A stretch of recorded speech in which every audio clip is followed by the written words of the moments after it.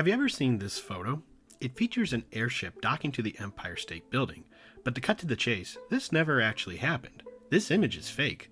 But why was this image created in the first place? Did they really plan to turn the then world's largest building into a port for airships? Hello everyone, I'm Matt Mitrovich, the alternate historian. And what I want to talk about now is the audacious plan to use the Empire State Building as a port for airships, and why this was probably always an impossible reality. In 1929, at a time when German Zeppelins were taking people on transatlantic flights between Europe and the Americas and drawing crowds wherever they went, it was announced by Al Smith, the former governor of New York State and then developer of the Empire State Building, that the height of the building would be increased. Originally designed with a flat top, they would now add a spire in order for it to be used as a docking mast for airships. Passengers would then descend from their airship on a gangplank and be smack dab in downtown Manhattan. Now, to be fair, the architects and engineers building the Empire State Building did consult with the experts of the time. There were, however, several problems that would need to be addressed. For one thing, the tower's frame would need to be modified in order to handle the stress of having an airship docked to it. More importantly, at that height, the winds around the Empire State Building would be at 30 to 50 miles per hour, making it almost impossible to keep an airship stable enough for passengers to get off. A fact noted by Dr. Hugo Echner, head of the Zeppelin Company at the time, and an experienced airship captain in his own right. I talked about him in my video on the Weimar Republic, but at the time he was the world's foremost expert on airships, and he said, and I quote, "The notion that passengers would be able to descend an airport-style ramp from a moving airship to the tip of the tallest building in the world, even in excellent conditions, beggars belief." In addition, according to the architect Christopher James Botham, in order to deal with the high winds at the top of the tower, any mast would need to be able to spin while the airship was attached to it. Like, holy crap, imagine trying to get you, your family, and your luggage onto the top of the world's largest building while riding a centrifuge.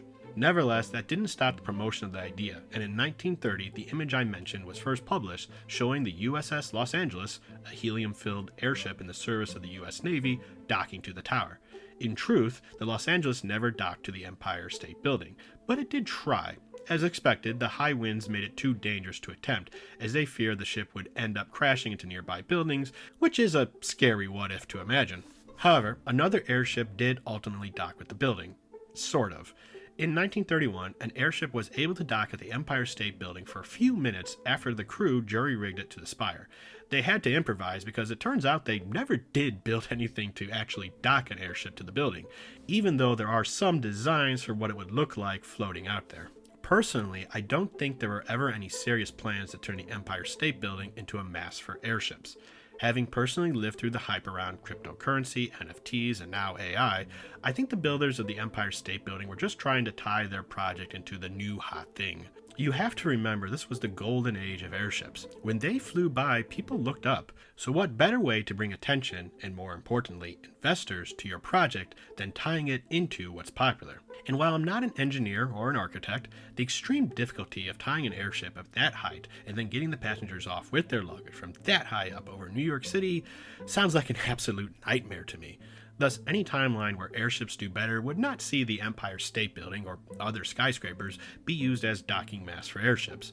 Rather, you would likely see large open fields with masts low to the ground so ground crews could assist with the landing and offloading of passengers and luggage. But ultimately, that didn't happen. Airships had their brief moment in the sun before being replaced by airplanes.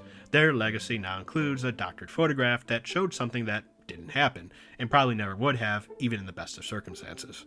Still, the whole episode has inspired alternate historians. If you would like to check out one excellent story about an airship docking with the Empire State Building, I can recommend Fritz Lieber's 1975 award-winning short story, Catch That Zeppelin. Well, that's all to say on the subject. If you enjoy what I do, please like, comment, subscribe, click that bell icon, share this video, or support me on Patreon. I'm Matt Mitrovich, the alternate historian. Bye.